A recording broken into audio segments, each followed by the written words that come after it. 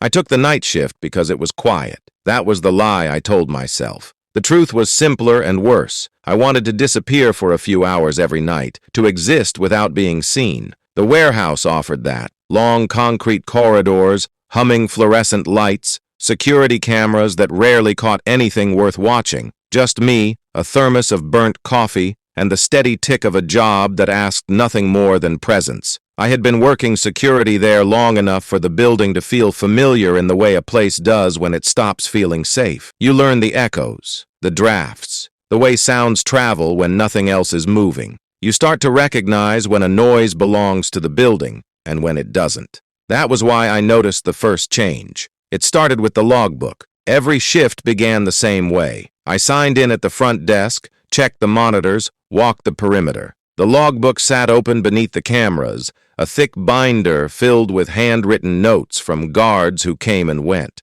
Most entries were boring, all clear, no incidents, lights flickering again in the west wing. One night after my patrol, I glanced down and saw my name already written there. At first I thought I'd made a mistake. Maybe I'd signed in and forgotten. Fatigue does strange things to memory, especially in the early hours when the world feels half asleep. But the ink was fresh. The handwriting was wrong. It looked like mine if you'd only seen it once and tried to copy it from memory. The letters leaned the wrong way. The loops were too careful. My name sat on the page like a bad imitation, close enough to be convincing at a glance, wrong enough to make my skin prickle.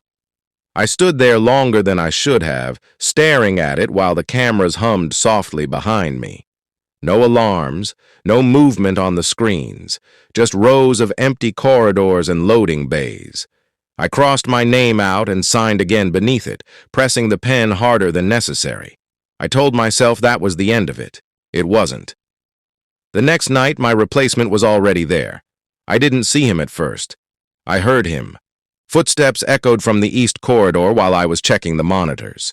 Slow, even, confident in a way footsteps usually aren't when someone knows they shouldn't be there. I stood, my hand hovering near the radio, and followed the sound. He was wearing my uniform, same dark jacket, same security patch, even the same scuff on the left boot that I'd never bothered to fix. He stood with his back to me, facing the far wall as if he were studying something invisible. I cleared my throat. He turned. I was looking at myself. Not a perfect mirror. Something was off. His eyes didn't quite focus the same way. His smile came a fraction too late, as though his face had to remember how to make the expression. "Hey," he said. My voice flattened slightly, like audio played through a cheap speaker. "You're early." My mouth opened. Nothing came out. He glanced at his watch. My watch. "I've got it covered," he said. "You can head out." The radio at my hip crackled to life. My supervisor's voice came through, calm and distant. "Everything good on your end?" Before I could answer, the other me reached down and pressed the transmit button. "All clear," he said. "No incidents." The radio went quiet. I backed away slowly, my heart pounding so hard I could feel it in my throat. When I looked back down the corridor, he was gone. The cameras showed nothing. The logbook had a new entry. My name, my signature, written wrong. I didn't quit. I should have. Instead, I told myself stress was catching up with me. Long hours. Isolation. The human mind hates being alone too long, especially in places that feel abandoned even when they're not. But the nights kept getting worse. Objects moved when I wasn't looking. Doors I locked were unlocked again by the time I returned. The logbook filled itself with notes I didn't remember writing, details from patrols I hadn't made, observations about blind spots I'd never noticed. And always, the handwriting improved. He was learning. Sometimes I caught glimpses of him on the cameras, just a reflection passing behind me. A figure standing at the edge of a frame, watching the same screen I was. Each time I turned, the space was empty. Other times, he spoke. Not out loud. Thoughts slipped into my head that didn't feel like mine. Suggestions, corrections, gentle reminders. You missed a door. You should check the loading dock. You're tired. I can take over. I started losing time. I'd look at the clock and feel a lurch in my stomach when the position of the hands didn't match my memory. Hours vanished. Patrols completed without recall. Conversations logged that I didn't remember having. The supervisor called one morning. "I like the initiative," he said. "Your reports have been more detailed lately." I tried to explain. The words tangled. How do you tell someone you're being replaced by something wearing your face? There was a pause on the line. "Get some rest," he said finally. "You've been pulling a lot of nights." The next shift, the other me didn't bother hiding. He sat at the desk when I arrived, boots kicked up, scrolling through his phone. My phone. He looked up and smiled. "You're late," he said. "I'm on time," I replied. He tilted his head, listening to something I couldn't hear.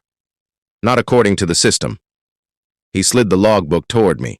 My name, signed in, time noted, perfectly this time. "You don't need to stay," he said softly. "I've got it now." I lunged for him. My hands passed through empty air. The chair spun slowly. The desk was empty. The monitors showed only me, standing there alone, breathing hard. I ran, out the front door, into the cold air, lungs burning. I didn't stop until I reached my car. My phone buzzed as I fumbled for the keys. A message, from my number. "Everything's under control. Get some sleep." I didn't go back the next night, or the night after. I told myself it was over. Then my bank account changed. Paychecks deposited on days I hadn't worked. Hours logged under my name. Performance bonuses I hadn't earned. Someone was doing my job. Someone was being me. I tried calling my supervisor again. He sounded confused. "You were just here," he said. "You said you were feeling better." I checked the schedule. My name filled it completely. No gaps. No room for me. I drove to the warehouse anyway, desperation outweighing fear. The parking lot was half full. I'd never seen it that busy at night. Inside, the building felt different, warmer, lived in. The cameras tracked movement smoothly, confidently, as if they finally had someone who knew how to use them properly. I saw myself everywhere, on the monitors, in reflections, walking corridors with purpose. No one questioned him. Why would they? He did the job better than I ever had. I confronted him in the break room. He was laughing with a couple of guards I barely recognized. They nodded at me when I entered, polite but distracted, their attention sliding back to him as naturally as breathing. He stood when he saw me. His smile didn't reach his eyes. "You're not supposed to be here," he said. "They don't see you," I said to the others. "Do they?" They glanced between us, frowning. "See who?" one of them asked. The room felt suddenly smaller. The other me leaned close. "You're the mistake," he whispered. "You stayed too long without being noticed. The job needed someone more consistent." He straightened and clapped me on the shoulder. "Take care of yourself." I was escorted out. Not by guards, by indifference. No one argued. No one questioned why I didn't have a badge anymore. The doors opened and closed like they always had, efficient and uncaring. Now I sit at home, writing this in the early hours, watching the clock crawl forward. My phone buzzes sometimes. Status updates. All clear. No incidents. I don't know how long before he finishes becoming me completely. I don't know what happens when there's nothing left to replace. I only know this. If you work the night shift long enough, if you let yourself fade into routine and silence, something will notice. And when it learns you well enough, you don't leave the same.